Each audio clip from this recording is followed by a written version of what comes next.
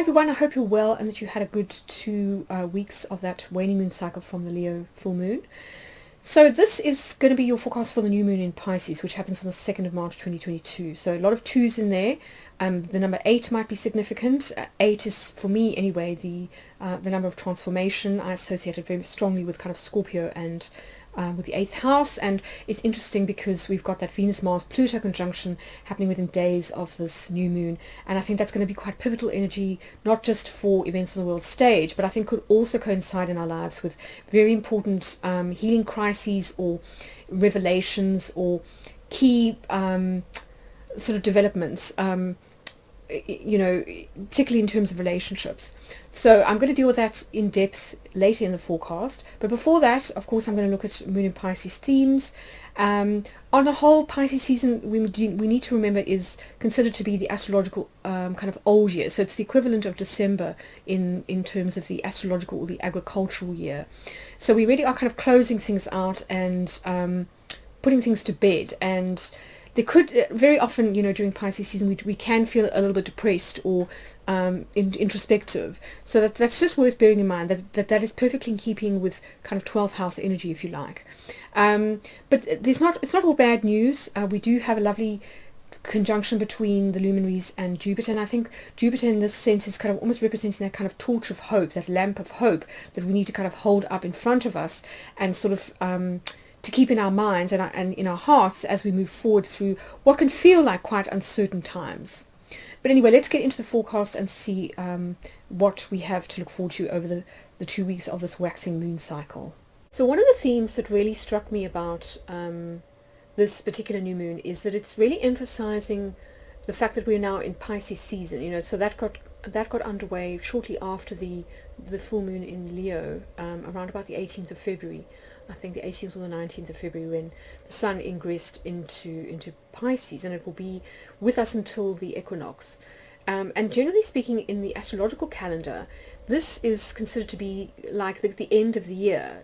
The astrological year coincides with the old agricultural year, which began in spring. So the first day of spring in the northern hemisphere was, of course, the equinox, when the sun reached 0 degrees of Aries, and that was associated with the sun kind of rising in declination to the point where it's reached the equator, and it's about to cross the equator and go back into the northern hemisphere. So in other words, equal day and night, and light is returning to the northern hemisphere. So in a sense, Pisces season is really the astrological equivalent of Old Year's Eve. In other words, the end of the calendar year. And of course, our calendar year is essentially artificial. It's been kind of created over time to sort of coincide with various religious calendars and holidays and that kind of thing. So if we are moving more in tune with the cycles of the planets and nature and the seasons, then really this is the time of almost the darkness before the dawn. So in astrological terms, for me, it's very similar to the Ten of Wands in the tarot, where there's this feeling of sometimes a degree of, it's that kind of dark night of the soul sort of feeling where we feel tested and we don't know whether the sort of dawn will ever come. So there can be a feeling of overwhelm or pressure or stress that seems never ending, but often it's the darkness for the dawn. And I was so struck by something that President Zelensky said on the night that Kiev was bombed, when the invasion of Ukraine started last week. He said, "This night will be difficult, very difficult, but morning will come." And to me, this really sums up Pisces season and the overall feeling of what we're kind of moving into. And I think this will get more pronounced as we get closer to that conjunction between Venus, Mars, and Pluto. And then I think after that, we're going to start to feel a lot lighter. So I think there's a general build-up to this slightly darker energy coming in, which, as I say, I did feel kind of soon after the full moon in Leo, when things for me started to seem a little bit weird. And that's why I did that divination, the I Ching, kind of after the Jupiter-Uranus sextile, when things just seemed to be, it was almost as if things were no longer in sync with the natural order, like things had gone out of sync, or and it, to me that's also what this war feels like, is that things are not as they should be, and I think a lot of people sort of feel like that. I think it's kind of interesting that, so first of all, the hexagram that came out when I did that I Ching reading, that hexagram 36, brightness hiding, which is all about potentially being in danger and having to sort of either hide or go through a difficult task, to face a difficult task or ordeal, much like, say, the Greek heroes who was at Heracles that had to face, a number of tests almost. It's kind of like an initiation.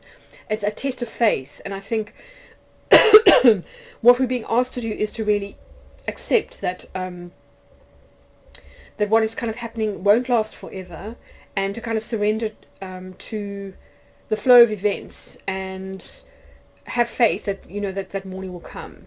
I was very struck by the idea of the Japanese concept of wu wei, of kind of conscious allowing, and I think this will be a very useful coping tool, I think, over the next couple of weeks, as events kind of build in terms of pressure and intensity, just to sort of remember this and to sort of stay fluid. I think that was what the I Ching was advising us to do, was to stay fluid, because that's the way to sort of move around difficult events, much like water. It can move around obstacles if we stay fluid and adaptable, rather than get too rigid and then get smashed against sort of like rocks. So I think that that's worth bearing in mind, as we go, first of all, through the reading, and secondly, as we try to navigate the next couple of weeks. Not to sort of allow ourselves to be completely overwhelmed by fear or kind of catastrophe thinking, that kind of thing. So, given all this happening in Ukraine at the moment, I thought it was so interesting that the Sabian symbol for this particular new moon is a sword, used in many battles now in a museum. And this seems to talk about hanging up your weapons. And of course, what's so interesting too is that in the tarot, swords also represent the mind. They represent the element of air, and they represent the mind. And of course, nothing can kind of torture us as much as the mind. It's anyone who kind of moves into any form of meditation will tell you that the monkey mind, you very soon realize how it's that continuous thought pattern, and the sort of catastrophe thinking that you can kind of get into, or the overly critical mind is actually, in many instances, the true representation of the ego, in the sense that that's what you've got to kind of let go of in order to move into a place of peace. So it's interesting that one of the keywords associated with this Sabian symbol is willpower, and the martial arts, which teach this idea of kind of conscious allowing, and of self-discipline, and of almost staying in right alignment, or which to an extent means staying centered, and that means not necessarily giving in to one's thoughts of negative thoughts or fears, that kind of thing. So I think there's a lot about that over the next couple of weeks. As I say, I do think that the energies are likely to intensify as we move to that Venus-Mars-Pluto conjunction, and I think we're really being asked to exercise self-discipline, particularly mentally, to sort of navigate this period, so that we don't move into like such a place of fear that we are almost powerless, or we kind of move into that fight, kind of fight. They say, when you sort of faced with a threat, you either sort of you flee, you fight, or you get paralyzed. And I think there is the potential here to get into those states, particularly sort of feeling a bit paralyzed by thinking, if we aren't careful and sort of exercise some form of discernment, mental discernment, which is very much associated with the third eye and with the sword. So I think this is all super, super interesting. But if we look at the keywords, I think it also speaks to what's happening in the Ukraine, particularly with like Putin and his kind of mentality, particularly and how it stands in stark contrast to like the Ukrainian people.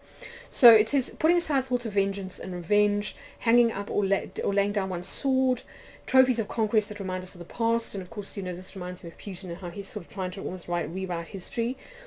Aging and maturing, remnants of battles, words of sorts. And I do think that that's what's happening with all this propaganda that we're getting coming out of Russia, words of swords. Interesting that it also mentions the Spear of Destiny and the sword Excalibur, which is obviously referencing the Arthurian legends, which have a strong link to the Grail, and of course, the Grail. Sort of two of the main symbols in the Grail are the sword and the cup. So I think those are relevant if we think about the energetic bodies, and we think about, as I said, the sword as the third eye, and the cup as being the crown chakra. So those two centers may be important. In terms of staying open and receptive to receiving wisdom, which is very Piscean, so it's like this idea of wu wei and flow.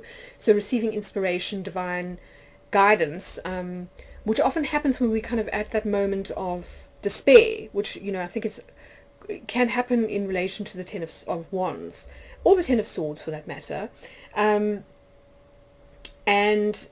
then sort of opening ourselves up to sort of grace and to mercy from higher sources. And I think that may be relevant now.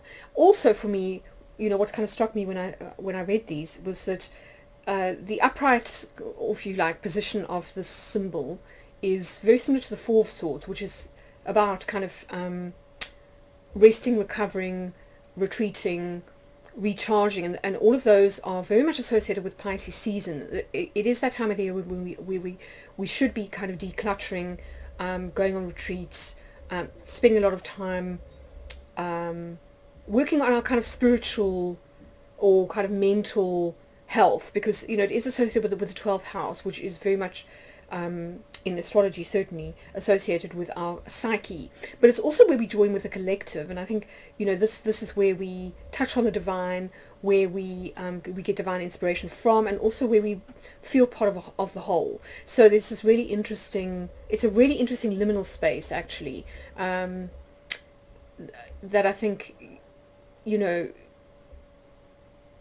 can be a place of where we drown because we feel overwhelmed, but at the same time it can also be a place where we dissolve our kind of ego boundaries and sort of and commune with the whole in a way that feels kind of inspirational or somehow healing. So there's something very interesting about this, this idea of peace, in the sense of sometimes peace comes from surrender, and that's something that I think is very much associated with Pisces, and to an extent the 12th house. So the opposite of that is a lack of sensitivity, bravado, falling on your sword, so being self-defeating, wanting to go into battle at the slightest excuse. So I think this Putin kind of exemplifies this at the moment. A lot of people are also wondering about his state of mind at the moment, that people close to him are saying that he's feeling quite paranoid, and so in many respects maybe sort of mirroring Hitler towards the end of his time, as well as selfish agendas, weapons of mass destruction, preemptive strikes, defensive behavior, that kind of thing, which is very much, to me, associated with the Five of Swords in the tarot. So there's a lot of interesting overlaps here with as I say, with the element of air, with the swords cards in the tarot, and with the imagery that's kind of coming through in this forecast. Then we kind of move to something a lot more beautiful and inspirational, and I think it is worth remembering that this particular new moon does actually, it is quite auspicious in many ways, as we'll see when we get to the chart. The luminaries are going to be making a conjunction to Jupiter, and that is generally, Jupiter is the great benefic, so there is a lot in this new moon that is hopeful, and I think we just need to bear that in mind. As I say, once we get past the 3rd or so of March, around about the 3rd to the 5th, which is when we have those interesting, that Venus-Mars-Pluto conjunction, we move into a kind of new energy with Venus and Mars changing signs, so leaving behind the energy of Capricorn and moving into a different sign. And usually, certainly in Horary astrology, when a planet changes signs, that's kind of the end of the matter. So it's like that influence or that chapter ends and a new kind of chapter begins. And I think we will feel a noticeable shift of energy as we sort of move into this kind of better sort of phase, if you like. So phase 2, maybe the second week of this new moon. So it's interesting that in terms of the lunar phase, that this the 5 degrees of this new moon is associated with devotion, beauty, and grace. So, you know, James Burgess talks a lot about devotion, which is a very selfless thing. So it's almost like taking your faith and then and then actually putting it into action on some level. So the condition for attainment is alignment with our sense of ultimate reality, and of course our sense of ultimate reality is not just based on, you know, the conscious mind and what we see here in the 3D. It's also based on merging with higher forms of consciousness, with our dreamscapes, with our kind of inner landscape, with the collective unconscious. So there's all these different levels, and as I say, with merging with that kind of 12th house energy that I was talking about. So interesting too as well, when, you know, given that the ten of Wands and 10 of Swords, that he says that spiritual aspirations can also be tested, and here it helps us to get clear about what our intention is. How do we intend to serve the soul's ideals? And you know, that can be different for everybody. You know, we may have decided to come here to learn certain lessons, and those lessons may not necessarily make sense on the kind of logical level to everybody, but it may be what's necessary in order to grow. And so I think that it is very important for us, you know, not to necessarily see things in black and white, but to really kind of accept that everyone's on their own journey, and that sometimes that journey can look like madness, it can look illogical, it can seem as though someone's taking detours, but really you know, we learn something from every experience, and I think that's, you know, that's just kind of worth bearing in mind. Yes, and then he talks a bit about tradition and how it keeps alive the wisdom of the ages, so as to serve a principle dignified by history. And again, I mean, I did find it so interesting that I just loved the symbolism inherent in the statues and the monuments in kind of Independence Square. I think it's called Independence Square in Kiev, in Ukraine, with that beautiful, you know, what they call the sort of the angel, the monument of independence, on top of this column, and you know, the colors of green and gold, which are the colors of like the heart chakra. And what I find so interesting about it is, first of all, that they've got this beautiful symbol in their main square in the capital city. So how kind of poignant. But secondly, I was so struck by the fact that, you know, one of the interpretations of the etymologies of her name is of riverbank, and I think this fits so nicely with the study of Pisces and the study of wu-wei and of flow, and the sort of the river of time, or the wisdom of the ages, and how, you know, these things tend to sort of ebb and flow, and they tend to kind of come back over the course of time and of history.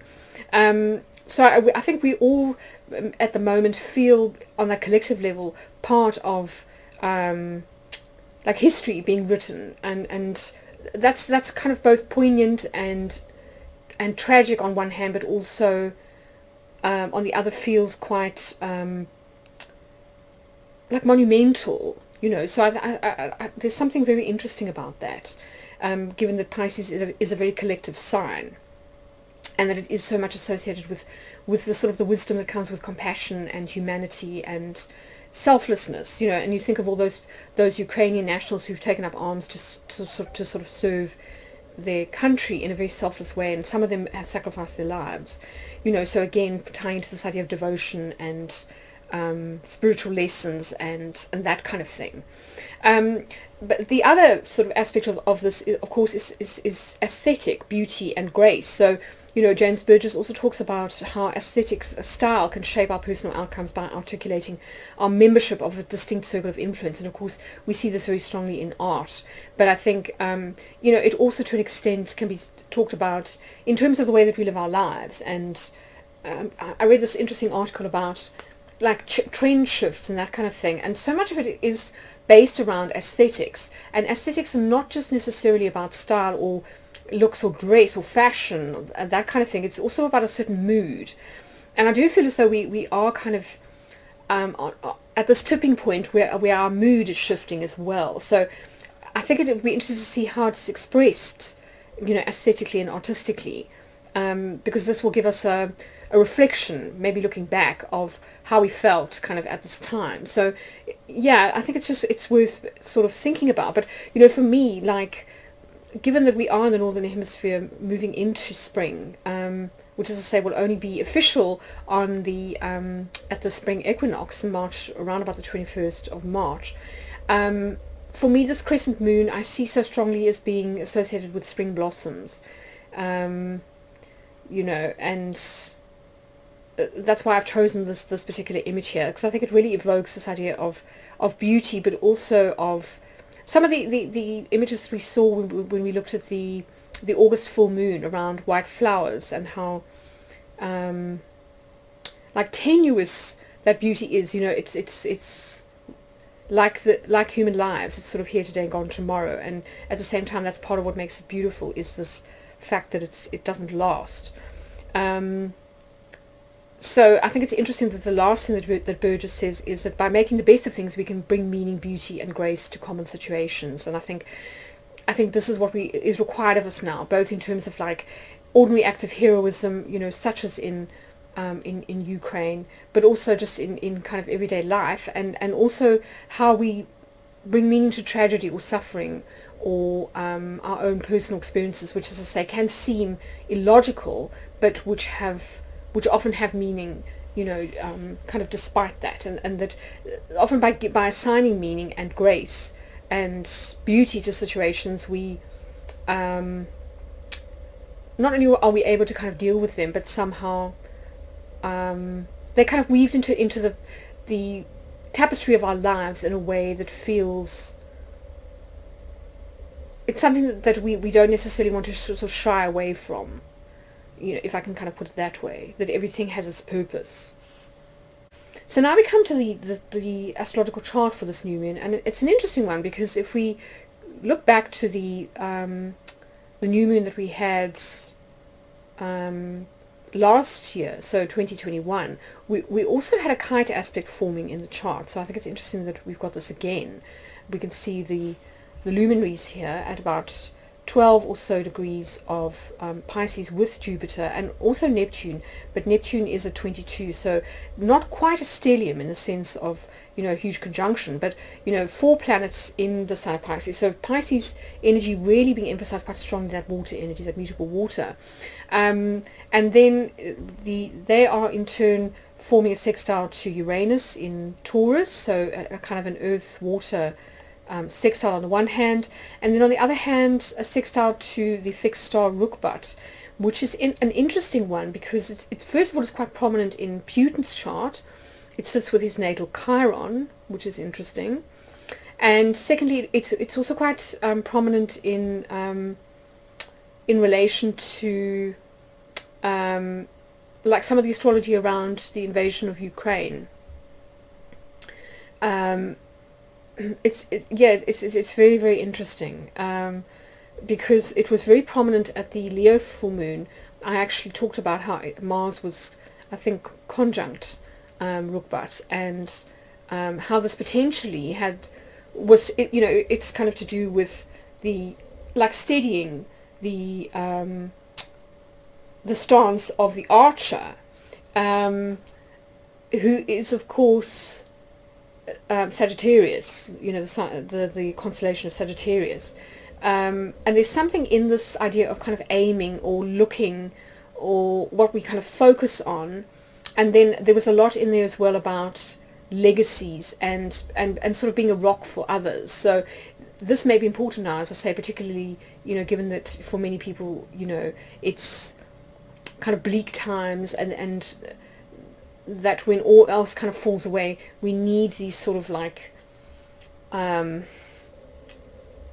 these bulwarks to cling on to. And so there's something in this kind of kite pattern that seems to talk about the fact that we are in a time of transition, that the energy between Pisces and Uranus is really about like transition. And it's interesting that that Uranus is in the 9th house, which is all about like beliefs and faith and institutions to an extent, perspectives as well, like worldviews and foreign affairs, and how this maybe sort of have entered, it's almost kind of made us enter a state of flux where our kind of worldviews are being challenged, and we're almost dissolving into like a point of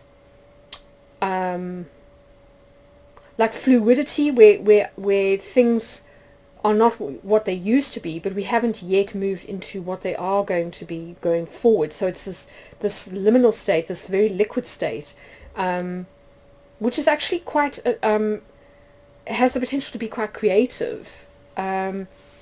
So I think we should really view this new moon as being a time of almost like molten metal, where we can then turn what is kind of melted down into something else, and we need to sort of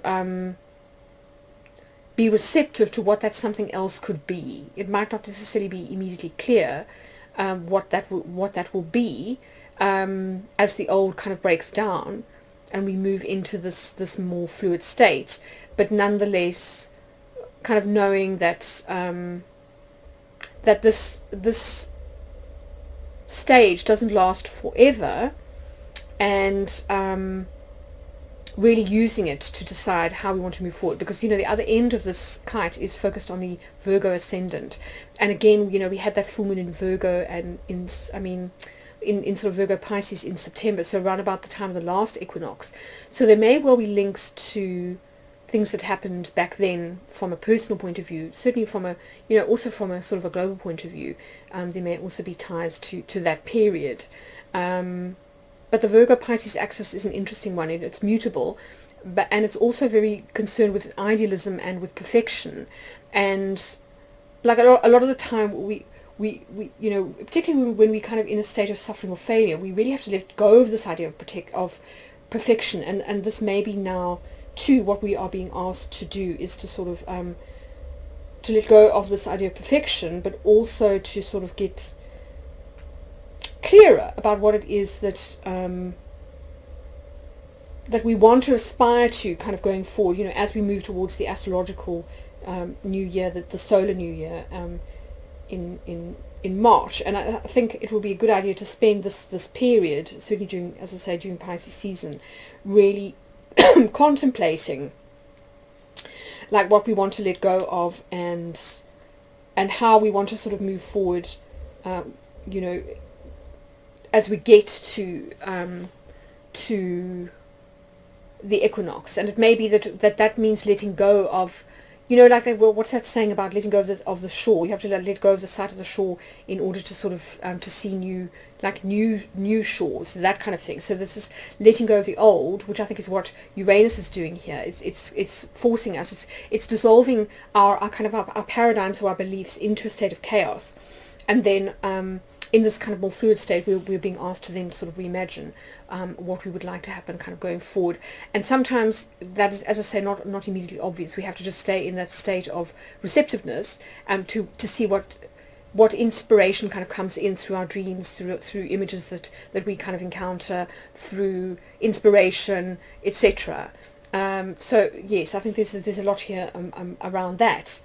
But moving on to this conjunction with Jupiter, as I say, this is really, really positive. So I think we do need to just have faith that things are going to work out. It might not seem like it now, but as I say, that there is very much this energy of the darkness before the dawn.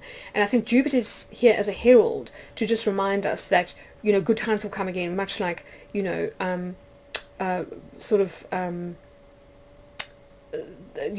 Ukrainian president reminded us of, that morning will come, like sunrise will come.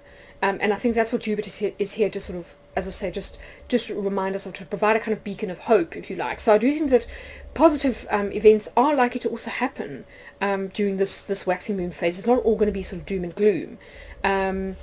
You can see Jupiter here making or kind of applying to this, or the sun and the moon applying by conjunction to Jupiter, and that will happen in the days that follow the new moon. So I think it'll be interesting to see what kind of happens then, or if notice whether your mood lightens first of all, and then secondly, it's also applying to a sextile to Rukbat. So again, I think pointing to this idea of your faith or your beliefs as being your kind of rock that you kind of cling to. What are your fundamental beliefs?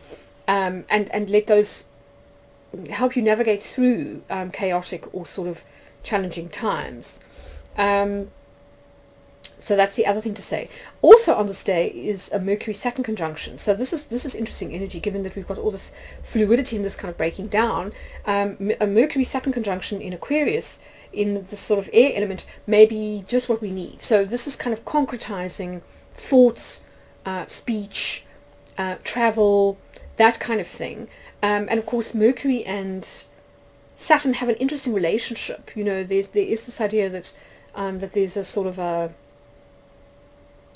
connection between these two things, particularly in the work of Marsilio Ficino. You know, he talked a lot about Saturn as being the sort of higher form of contemplation, almost the sort of the wiser Mercury, like Mercury Senex, if you like, and that often through melancholy and through contemplation, you know, often when we are in a sort of a not necessarily a depressed state, but in a serious state, we start to sort of contemplate life or situations more deeply, and this can lead to what he kind of talks about in terms of Saturn and contemplation. It can lead us to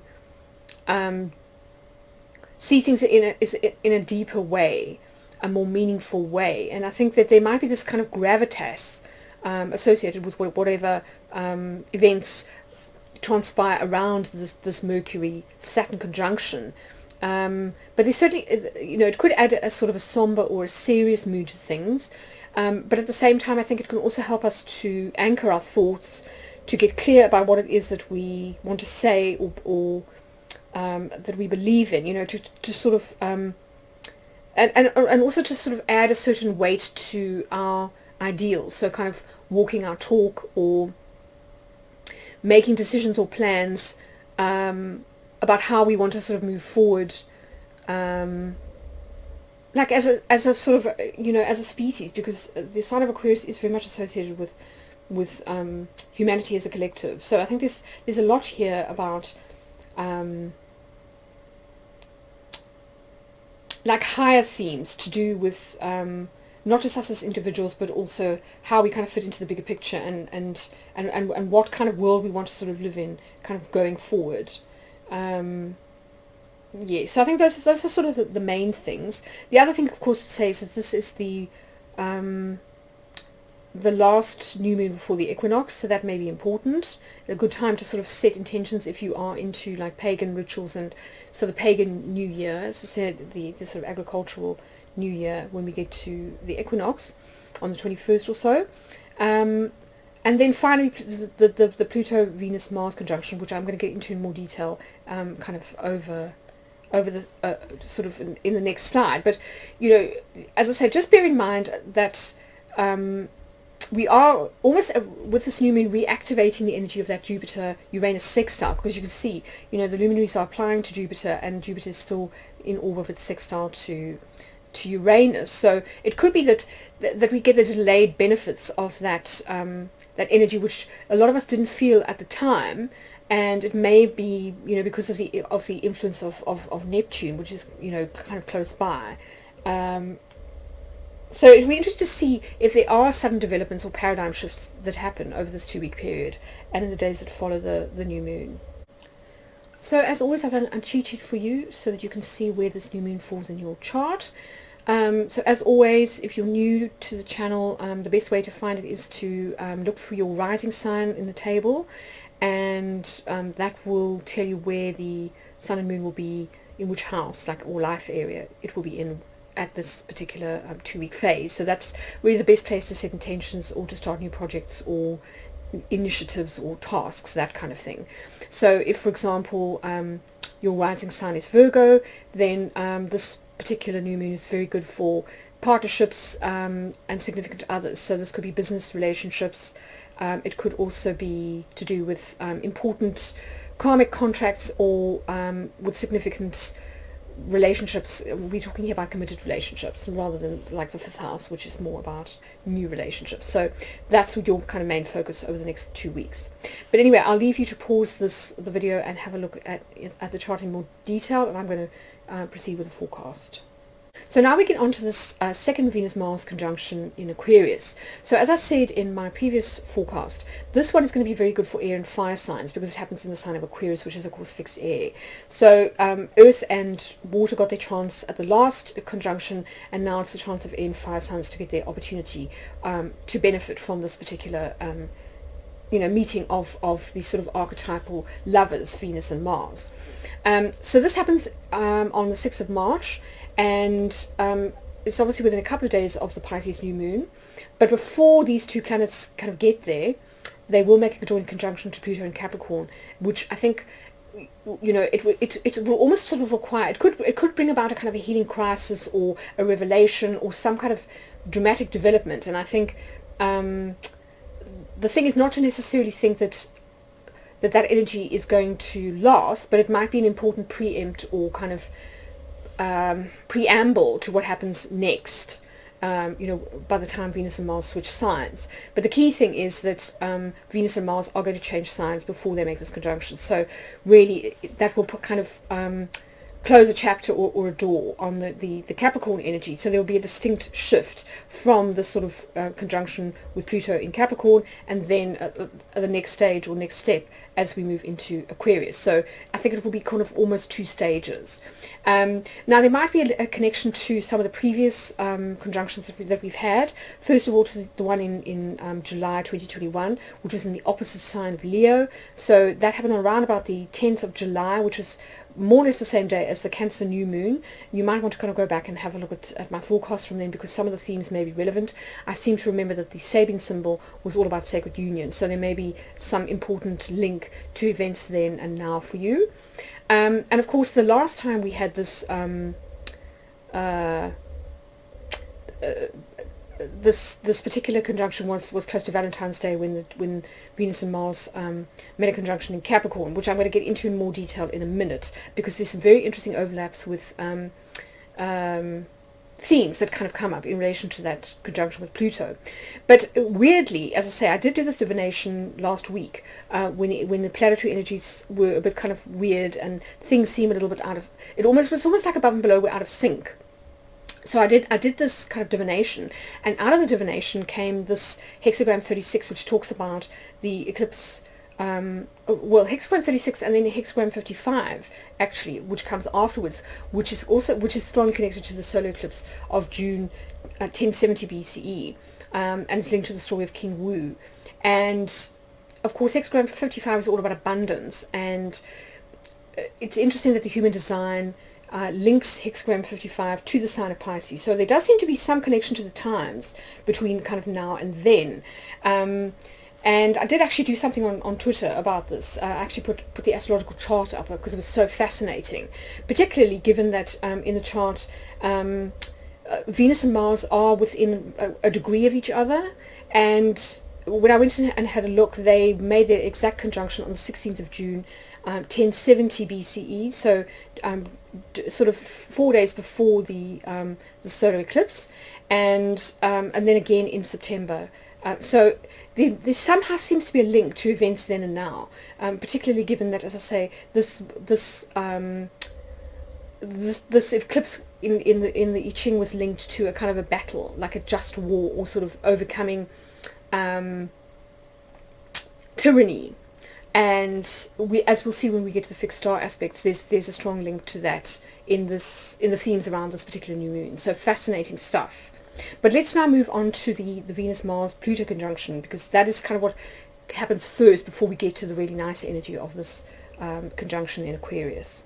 So, as I said, during March we will see Venus and Mars making a rather intense encounter with Pluto in Capricorn, and this will happen in the days before they change signs. So the exact conjunction is on the 3rd of March, of course depending on where you are in the world and what your time zone is.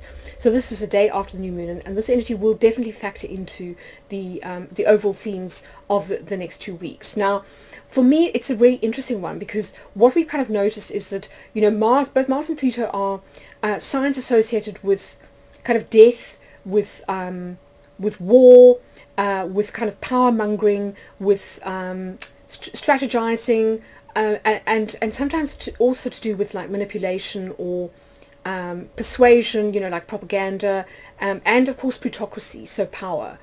And even though ordinarily most of us astrologers would kind of go, oh, all right, well, this is probably just going to be about some kind of like truth coming out, like a revelation, maybe in relation to a relationship, like a romantic situation.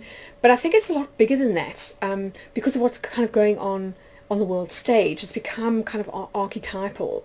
And so I spent a lot of time thinking about this theme. And for me, one of the things that it really sort of like evoked for me was this idea of kind of reckoning, revelation, redemption, or reform. So Pluto, in and of itself is associated with the underworld. He's associated with the Greek, he's the Roman equivalent of the Greek Hades, so the god of the underworld. And in sort of Greek mythology, and certainly in Egyptian mythology too, journeying to the underworld was not necessarily seen as a terrible thing. It was actually seen as a kind of a shamanic journey to the sort of the netherworld, where one could gain wisdom and often healing too. Peter Kingsley talks a lot about this in his books, like The Dark Places of Wisdom and so on.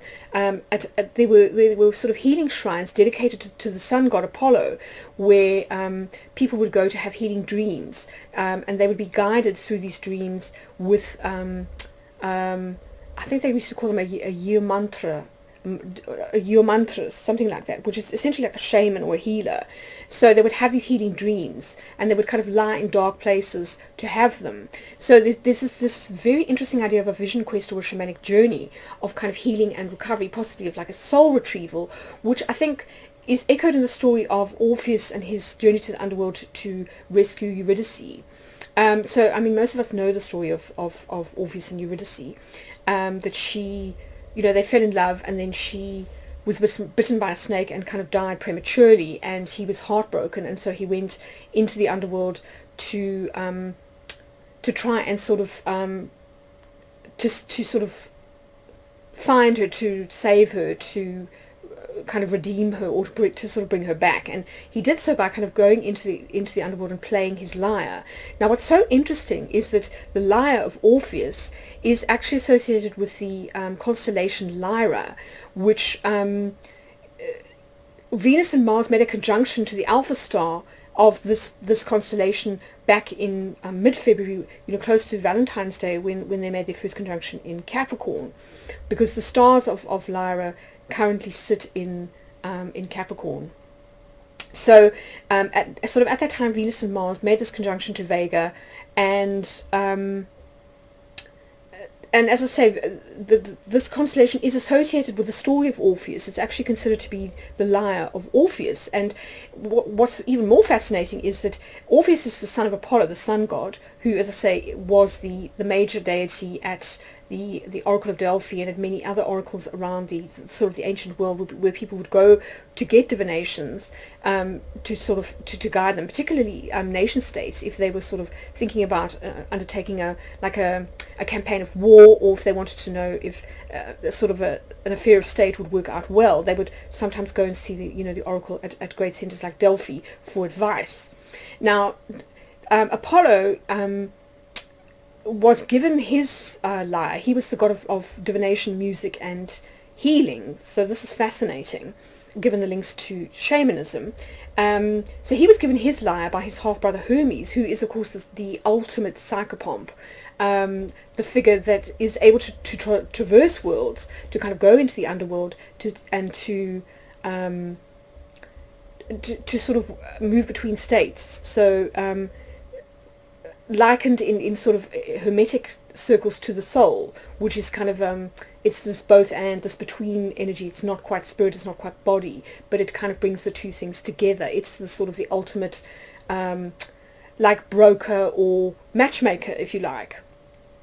And so Orpheus inherited his love of music and his ability to play the lyre from his father Apollo, and he was considered to be almost like a minstrel. So he was a poet, he was a musician, and in some stories, certainly in the Orphic tradition, he was also a shaman. And we see this in the ancient world, that poets and shamans typically played the lyre as part of their recitations, and there's this whole idea of the oral tradition being kind of kept in music and song. And of course music is a very important part of kind of getting people into a shamanic trance. So there's this really interesting overlap between poetry, music, shamanism, kind of in the ancient world. So it's said that Orpheus used his lyre and his singing to charm Hades and Persephone into returning Eurydice to him. So there's a story that he went into the underworld and he just started playing his music, and he kind of, everyone started listening and was moved by this music, and eventually, Hades and Persephone were kind of almost summoned, and he then asked them for kind of mercy, if you like, and asked for Eurydice to be returned to him. And of course Hades, who is Pluto, was so moved by the music that he made an exception, and he agreed to sort of let Eurydice leave. And I think what is so interesting is that sort of soon after their conjunction to Vega, Venus and Mars moved to a sextile with Neptune. And of course Neptune is very strongly associated in astrology with music, with kind of enchantment, and with kind of dreams. So all the things that we're kind of talking about now with the lyre, sort of the music, this idea of kind of trance, of dreamlike states, of kind of shape-shifting, and also to an extent of illusion. And so I think it's quite fascinating that in a sense, like as Venus and Mars move from Neptune and apply to Pluto, what they are doing is something called translation of light. So they are almost taking the energy of Neptune and they are taking it to Pluto. This is a term that we use in horary astrology. So they're translating this sort of magical energy of Neptune, which of course rules Pisces, to Pluto, the god of the underworld, and through this beautiful sort of association to music and to spirituality and inspiration and the arts, I feel that there is a sort of like a glimmer of hope, a bringing of beauty and of kind of fluidity and grace to the situation, which could ultimately redeem it. And so I think it's really, really interesting that if you think about Venus in particular and her relationship to the arts, and I'm thinking a lot of theatre, but how an audience must suspend their disbelief in order to sort of really get drawn into a story that they may be watching at the theatre. And I think so with shamanism or any form of healing, people will tell you this, that there is a sort of a degree of like chicanery or sleight of hand, where shamans in particular would have to perform these sort of rituals almost as a way to sort of convince people that a healing was taking place, sort of in terms of like seeing is believing. So having to sort of perform this ritual that people could see, so that their minds, their kind of conscious minds, could be sort of not tricked into a state of kind of submission, but almost so that you can enter that theta state where you are kind of much more relaxed and you are open to more creative ways of thinking, and you are also more relaxed. So you enter kind of a dreamlike state, similar to the states that you enter when you're in kind of shamanic trance. And that as one does so, you are more in a position to receive healing or inspiration or kind of divine wisdom than you are when you're in those much more conscious states, or when the sort of the brain is kind of operating more in the logical mind, that the swords mind that we were talking about earlier, which can kind of keep us in a state of fear or disbelief or skepticism. So there's something really interesting here about this idea of faith too, because if you think about the story of Hades, of Orpheus, the whole kind of thing was that Hades kind of stipulated that Orpheus, could have Eurydice back, but the one thing that he had to do was he had to sort of keep walking in front of Eurydice and not look back. So in other words, not doubt that she was behind him.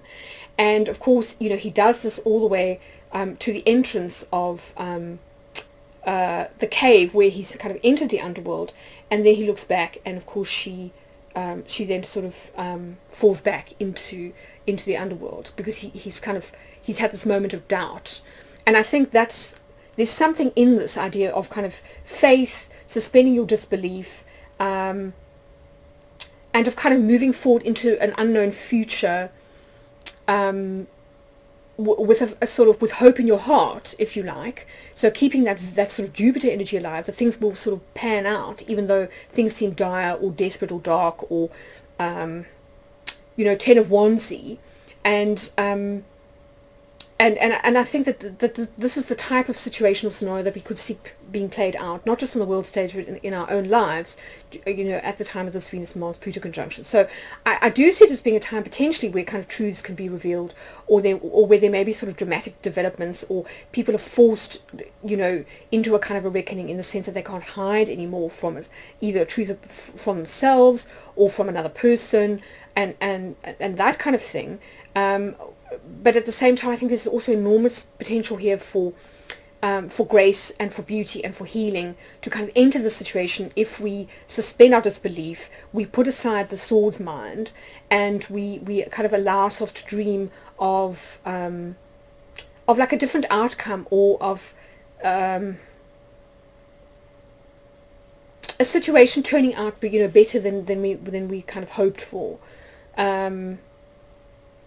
And sort of having that faith that Jupiter represents, carrying that faith in our hearts. Like, I keep thinking of the Liverpool song, with hope in your heart. That it's important to sort of walk into the future, into this 2-week cycle, with hope in our hearts that things can get better. To keep that light, that light of hope sort of shining, for ourselves and for others, and to kind of believe that however dark or dramatic or intense things get, that ultimately healing can happen, that things can improve, that people can change, and in so doing, kind of redeem the situation, on some level. So it'll be interesting to see how this plays out, in terms of the whole Ukraine story.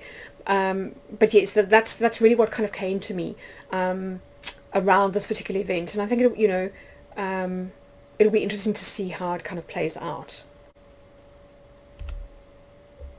So, as I was saying about the Leo full moon, isn't it interesting that Mars, in this Venus-Mars conjunction, was conjunct. So in other words, Venus and Mars were kind of close to Rukbat, and you can see that as I say, that this was about kind of solidness or steadiness or stability, being a rock or an anchor for others. So again, I think this is interesting in terms of the story of redemption in the kind of Orpheus Eurydice story. This idea of sort of keeping the faith when others lose their kind of heads, or when they lose faith, sort of keeping that lamp burning for others, that kind of lamp of hope, so that they can see it and kind of come out of the darkness and sort of move back towards the light, out of a state of kind of hopelessness or kind of despair. What I also found fascinating was that Venus and Mars at this Leo full moon were conjunct the part of courage. And I mean, I feel like this is really what we need right now, is this courage to sort of move through, as I say, a very uncertain time where the mists have almost descended, or kind of despair threatens to sort of set in terms of that Ten of Wands kind of energy, and that it's asking us to face our fears, and to sort of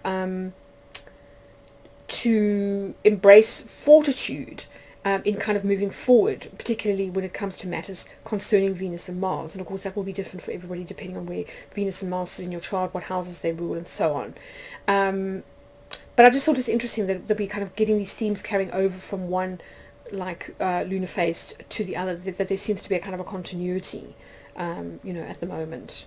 So in terms of fixed star aspects for this new moon, we've got Zosma rising. Now Zosma is the star in the back of the constellation of Leo, so again this interesting link to the Leo full moon. And Brady describes this as being about victimization through innocence or naivety. So I think it's because this is the star here, Zosma here, and because it's sort of on the lion's back, he may not necessarily see an attack from the rear kind of coming. So there's this idea of powerlessness, or kind of something being out of the line of sight. So you're almost taken by surprise, or something creeps up on you. There are links to the story of the Nemenian lion, the Nemenian lion killed by Heracles. So again, this idea of the sort of the what is it, the tasks of Heracles, his initiation, but also the lion, and you know, I think it's very interesting to sort of think about how we frame, you know, history in terms of the victors and the sort of the victims. And you know, I thought about it a lot in relation to sort of Ukraine and Russia, and you know, how sometimes it is difficult to see, or kind of to judge who is kind of the victim and who's the aggressor. So there may be something in that, you know, in this particular fixed star aspect.